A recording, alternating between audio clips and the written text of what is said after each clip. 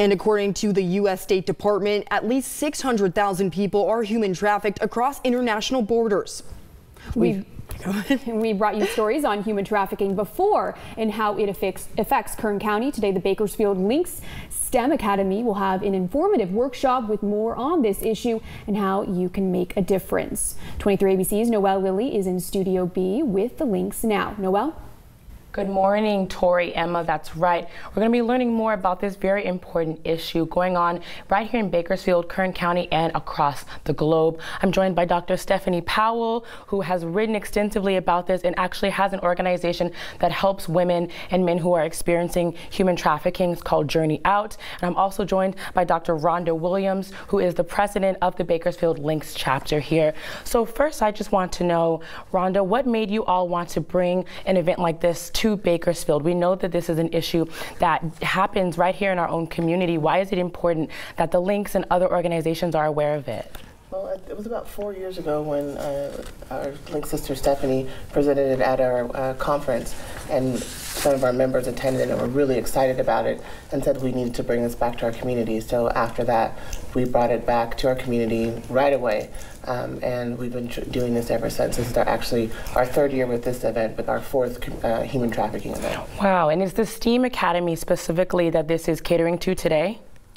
Yes, it's catering to human trafficking, making the parents aware and the children's aware of what to look out for. And also we have the police department there, we have a fire department there, just different things about how to interact with police officers and things like that, just an overall community awareness, but our focus is human trafficking. Absolutely. And Dr. Powell, a lot of the time I think that people might think that this is something that couldn't happen in their own community. When we hear about basically this human slavery, we think of something that happened years ago or something that happens in other less developed countries, but that's not quite the case. Right, and I think that's one of the myths, is that it does not happen here in the United States, but it does. Because what human trafficking actually is pimp-driven prostitution. Yes, and what are some of the things, so you guys in your workshop today are going to be talking about, again, what are some of the ways we can combat this?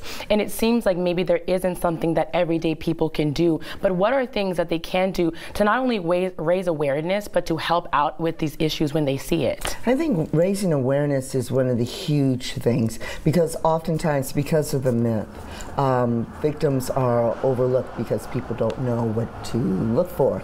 And people is everything from first responders to church clergy, emergency room, and just people, population in general. So that awareness piece is extremely important. I would also encourage people to volunteer and really get in touch with nonprofits that are here in Bakersfield that assist victims of human trafficking. So there are organizations such as Journey Out that are here actually in Bakersfield. Awesome. That's amazing to know that there are local groups that are being hands-on with this issue.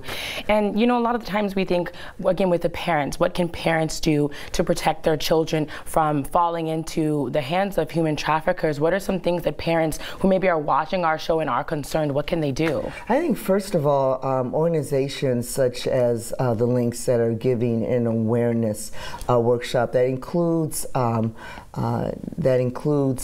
the community.